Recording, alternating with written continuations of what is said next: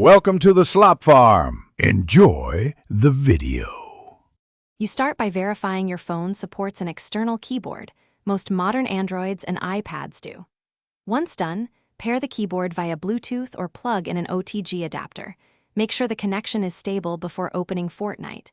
You want minimal lag, so disable battery saver and close background apps. Next, open Fortnite and go to Settings Controller to enable keyboard input or map keys. This first step ensures the game recognizes your device and prevents time wasted on misconfigured hardware. You now map your keys with intention. Assign movement to WASD, crouch to C, build pieces to nearby keys, and editing to something easy to press in combat. Once mapped, test bindings in creative mode.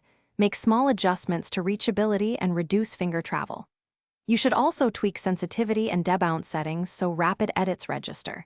If you use a paired mouse, set DPI and in-game sensitivity to match. Repeat quick tests until building and aiming feel consistent and muscle memory begins forming.